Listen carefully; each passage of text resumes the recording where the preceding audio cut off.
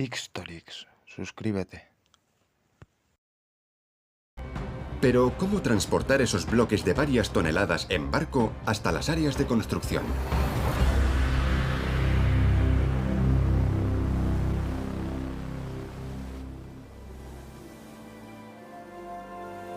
Hatshepsut reinó cerca de 1200 años antes del descubrimiento del principio de Arquímedes.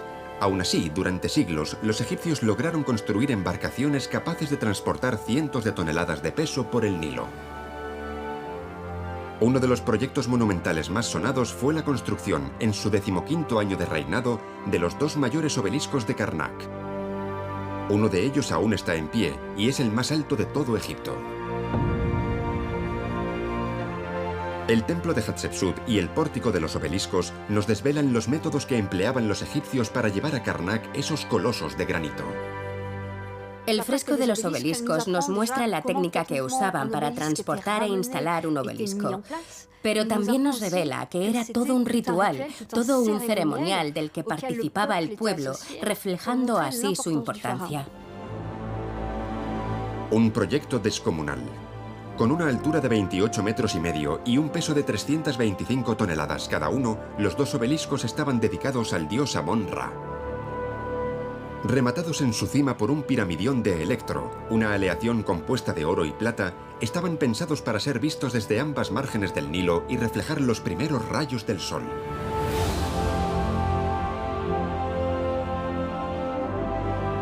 Para transportar los dos gigantes de 325 toneladas, utilizaban un barco de madera de arce blanco, de fondo plano, de 63 metros de largo por 21 metros de ancho.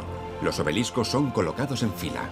Los egipcios habían encontrado la manera de desplazar cargas pesadas. Podían cargar muchos bloques en un barco y transportarlos. En la parte trasera, dos pares de timones de espadilla permiten luchar contra el viento y las corrientes. A bordo, los obeliscos permanecen en los trineos que se han empleado para transportarlos desde la cantera hasta el embarcadero.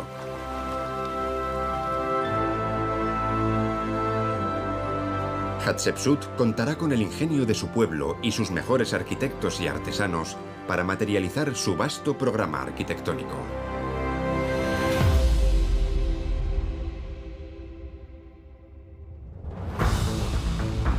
El templo de millones de años no es el único vestigio de su innovador afán arquitectónico. Durante su reinado, no cesará de romper con la tradición.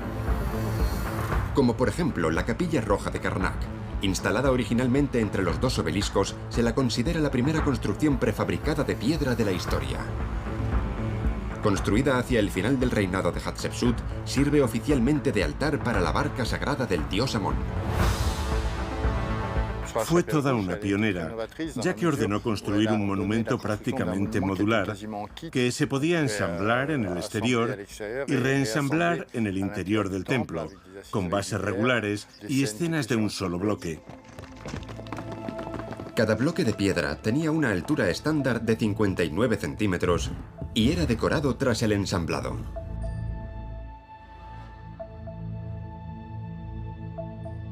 Los bloques se colocaban siguiendo un plano predefinido. Las escenas grabadas recobraban su orden narrativo, yuxtaponiéndose a la perfección. Gracias a esta técnica, la construcción de la Capilla Roja se llevó a cabo en un plazo récord. Un procedimiento inédito en aquel entonces y que se abandonaría más adelante por razones que desconocemos.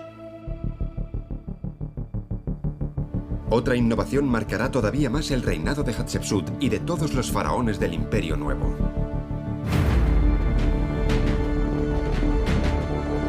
El célebre Valle de los Reyes.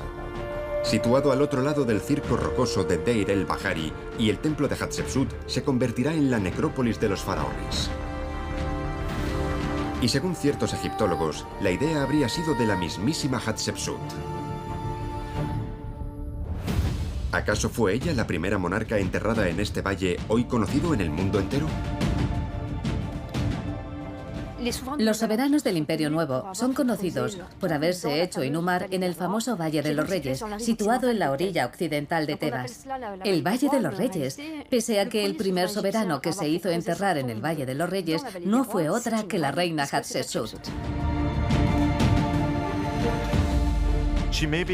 Quizá no sea ella la que designa el Valle de los Reyes como lugar de sepultura real, pero sí confirma su importancia como necrópolis de los faraones a lo largo del Imperio Nuevo. El Valle de los Reyes es un antiguo río desecado, una garganta perdida que concluye su curso al pie de una montaña rematada por una pirámide natural conocida como la Cima.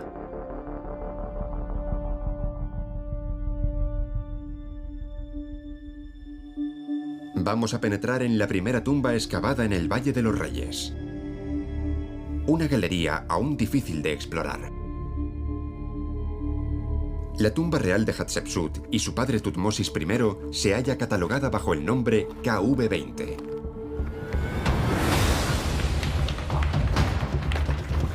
Es un único corredor descendiente de 210 metros de largo.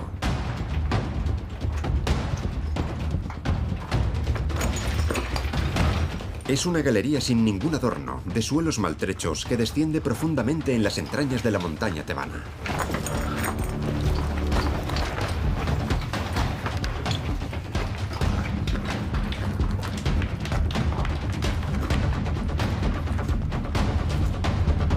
En el extremo, la cámara funeraria de Hatshepsut, sepultada a unos 100 metros de la superficie.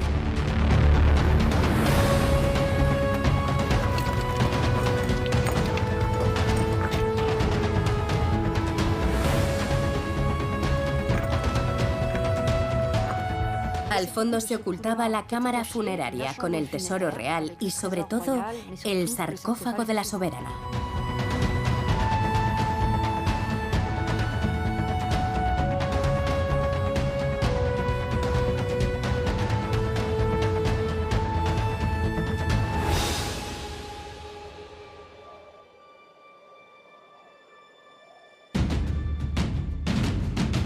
La arquitectura y los métodos de construcción no escaparán a la singular ambición de Hatshepsut.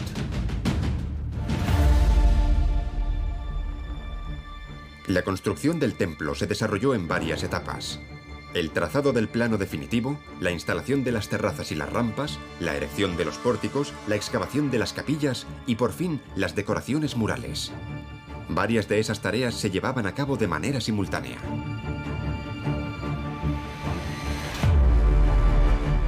La tumba de Rekhmira.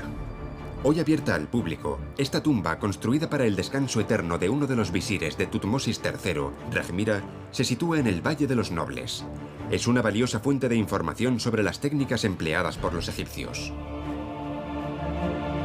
Para poder llevar a cabo sus construcciones monumentales, como por ejemplo el templo de Hatshepsut, pero también el transporte y desplazamiento de los obeliscos o los pilones que encontramos en Karnak, los egipcios desarrollaron un sistema de rampas construidas a base de ir apilando ladrillos de adobe.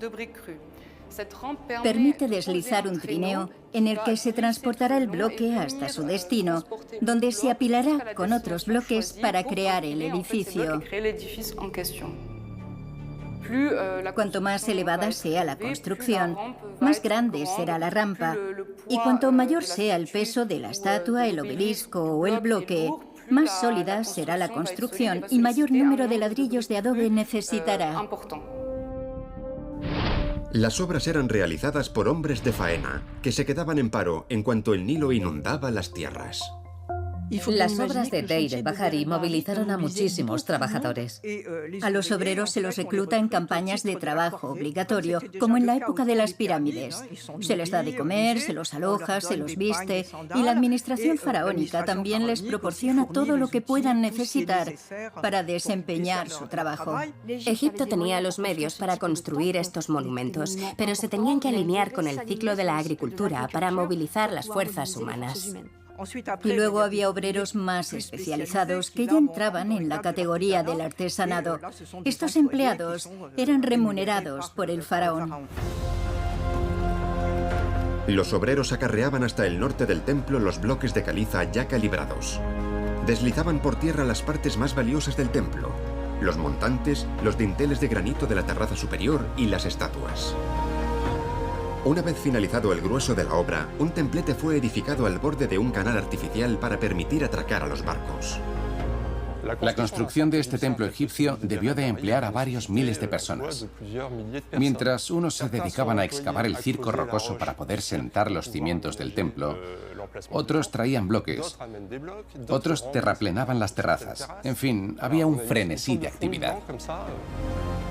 En el depósito de fundación del templo también han descubierto réplicas en miniatura de las herramientas empleadas por los constructores. Herramientas como picos, mazos, tijeras, moldes de ladrillo o cuerdas con nudos. También se han encontrado lo que parecen ser una especie de pérgolas de madera.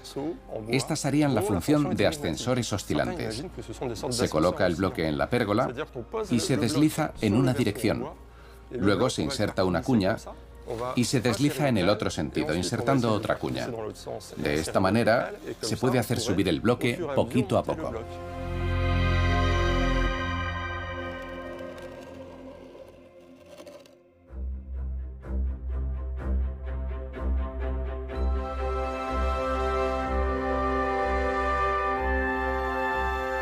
En los templos del antiguo Egipto, el pueblo se congregaba con ocasión de las grandes ceremonias religiosas. La tradicional Bella Fiesta del Valle, una de las más importantes del Imperio Nuevo, era una celebración de los muertos que duraba varios días. El teatro de esta fiesta eran los templos funerarios de la ribera occidental del Nilo. Había panderetas, cánticos, danzas. Nos consta que eran unas festividades de lo más animadas. Era un importante evento nacional, con música, borracheras, porque solo en estado de ebriedad se podía alcanzar el éxtasis y ver a los dioses. Era una fiesta desenfrenada. Y Hatshepsut probablemente fuera la maestra de ceremonias de esta fiesta ritual en Tebas. En este tipo de celebraciones, Hatshepsut tenía la ocasión de reafirmar aún más su legitimidad y su vínculo con la divinidad. La convierte en una fiesta ineludible. La fiesta era un viaje simbólico. La barca del dios Amón-Ra partía del templo de Karnak y era transportada desde la ribera este, el mundo de los vivos en el que sale el sol, hasta la ribera oeste, el mundo de los muertos y del ocaso del sol. Concluía en el templo de Hatshepsut y su santuario rocoso. Era una oportunidad para el conjunto de los egipcios de vislumbrar al dios a lo largo de los caminos procesionales. La vía procesional tiene una longitud de 1 kilómetro y arranca en el Templo del Valle.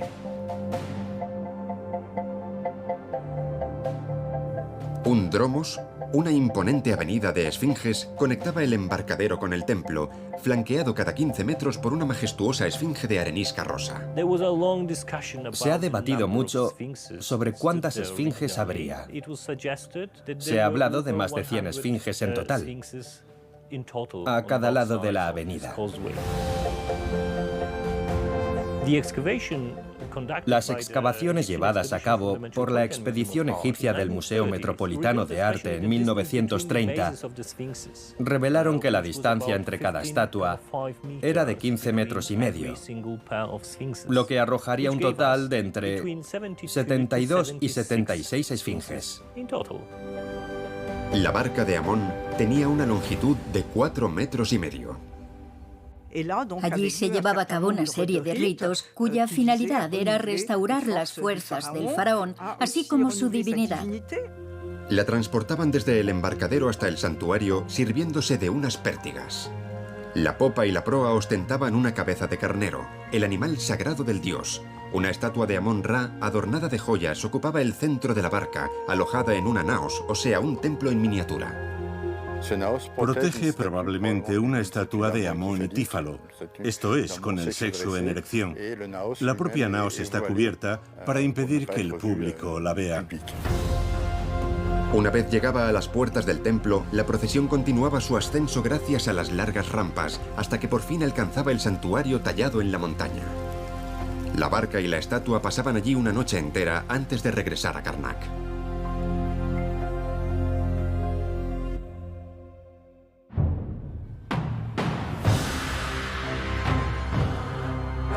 El templo de Hatshepsut fue concebido como la culminación de un camino procesional. Pero ante todo no deja de ser un libro abierto, grabado en la roca. Los 3 niveles del templo representan un ascenso peldaño a peldaño hacia el dios Amón-Ra, cuyo santuario se sitúa en el punto más alto. La terraza inferior, que mide 120 metros de largo, está enteramente rodeada por una muralla. Solo una puerta permite el acceso principal al templo. 2 estanques arbolados, con papiros y flores, reciben a los visitantes. Al fondo, 2 pórticos, cada uno con 22 columnas de 25 metros, divididas en 2 hileras, que narran 2 episodios de la vida de Hatshepsut. Una escena de caza y pesca en la parte norte, y en la parte sur, el transporte de 2 obeliscos hacia el templo de Amón en Karnak. Los 2 pórticos de la primera terraza cuentan una serie de acontecimientos que presenció el pueblo. En la segunda terraza, 2 imponentes estatuas de leones acostados nos invitan a tomar la primera rampa de 30 metros de largo. En la terraza intermedia, un doble pórtico de 22 columnas y pilares y una rampa. En lugar de los leones, 2 majestuosos halcones. Hay una diferencia capital. Se añaden 2 nuevas capillas dedicadas al dios Anubis y a la diosa Hathor a los pórticos centrales.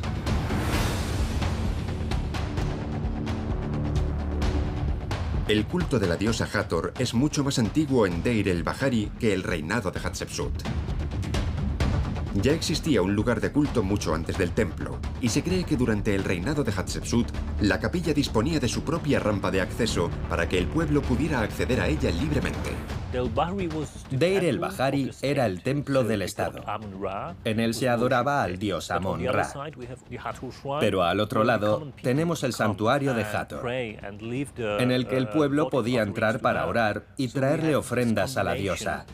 Podemos decir que en aquel momento 2 tipos de religión conviven en Egipto. No son muchos los templos que combinaban ambas.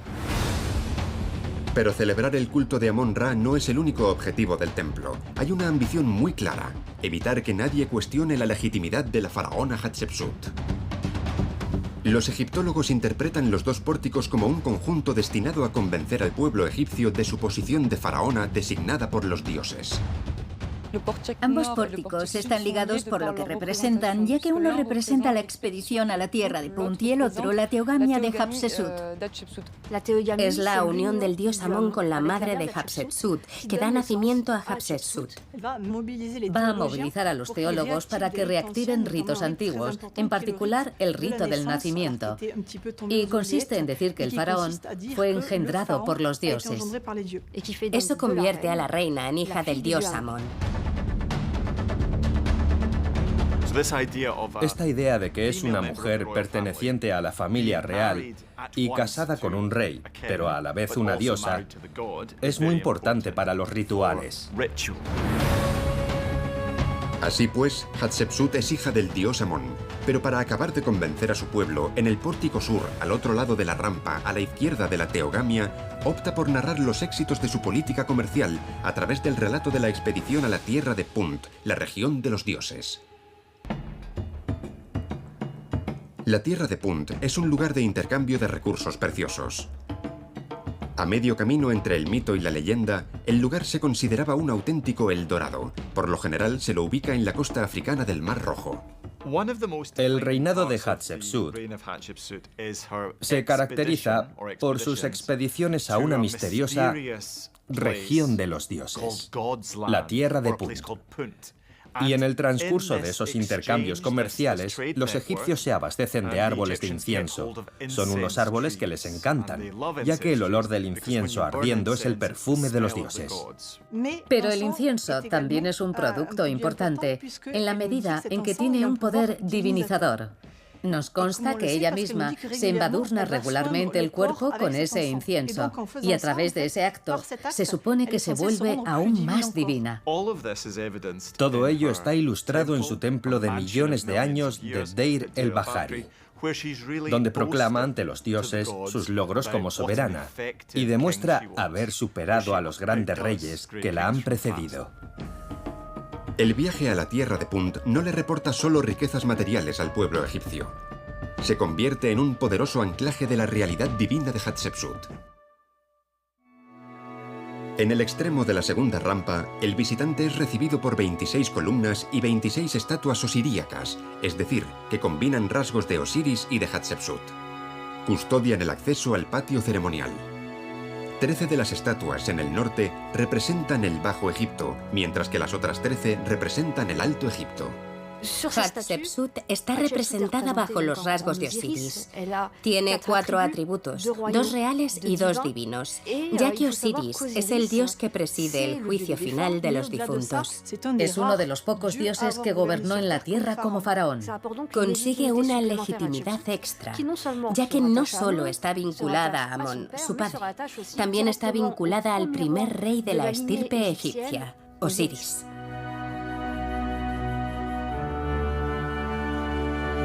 Para acceder al tercer y último nivel, hay que atravesar un imponente portal de granito. Este portal daba acceso a un patio ceremonial. El patio ceremonial, rectangular, rodeado de columnas, da acceso al santuario solar en el norte, a la capilla del culto real en el sur y, por último, a la capilla del dios Amón-Ra. 2 estatuas de granito de Hatshepsut arrodillada ofreciendo vino dominaban la avenida central, bordeada de estatuas más pequeñas de la faraona con sus grandes ojos pintados de negro. El templo entra en la categoría de los hemispeos, que son templos parcialmente tallados en la roca para sus partes más sagradas, y a la vez edificados en mampostería clásica para sus partes accesibles a cielo abierto. La estancia más importante se encuentra en el corazón del templo. Es la última estancia y está excavada en la montaña. El santuario de Amón-Ra es el punto culminante del complejo. Acogía la barca del dios en cada fiesta del valle. El santuario de Amón se compone de 2 partes principales. La primera parte del templo, la entrada, era la sala de la barca. La segunda y más sagrada parte del templo de Hatshepsut era la sala de la estatua, en la que probablemente se hallara la estatua de Amón en uno de los nichos esculpidos en las paredes. Lo suyo habría sido que esa estancia estuviera dedicada a Hatshepsut, ya que era su templo. Pero prefirió cederle el sitio a Amón. Una vez más, fue un ramalazo de genialidad. Al asociarse con el dios Amón, estaba poniendo de manifiesto la relación tan estrecha que mantenía con él. Amón es un dios cuyo nombre quiere decir en egipcio el oculto. Siendo el oculto, no es de extrañar que la capilla de Amón no sea visible. Están los espacios públicos y los espacios a los que tan solo pueden acceder algunas personas. La naos, que es el lugar en el que está presente el dios, solo accedían ciertos sacerdotes y el faraón. Y Hatshepsut hizo cavar 2 orificios a la entrada de la capilla. Alrededor del solsticio de invierno, 2 tragaluces situados a cada lado de la primera sala dejaban penetrar los rayos del sol directamente en el santuario, iluminando una pequeña estatua del dios Amón. Era un lugar muy oscuro, por lo general. Cuando la estatua comenzaba a brillar gracias a los 2 tragaluces, debía de ser cautivador. Amón culmina su recorrido en el espeos del templo de Hatshepsut antes de renacer. Pero la montaña sigue encerrando innumerables misterios. ¿Y si Hatshepsut no nos hubiera desvelado aún todos sus secretos? ¿Y si los egiptólogos estuvieran a punto de desentrañar el lugar de este templo en la geomorfología del yacimiento de Deir el-Bahari?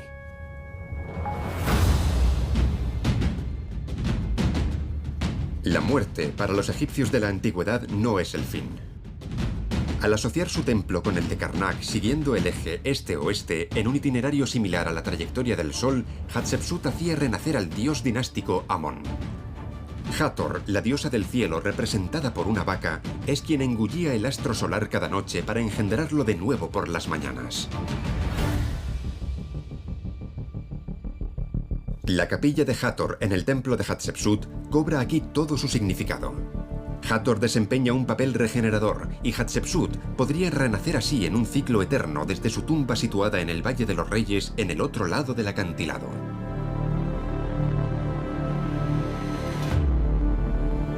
Un detalle sorprendente. La cámara mortuoria KV-20 se halla perfectamente orientada hacia el templo funerario de Hatshepsut.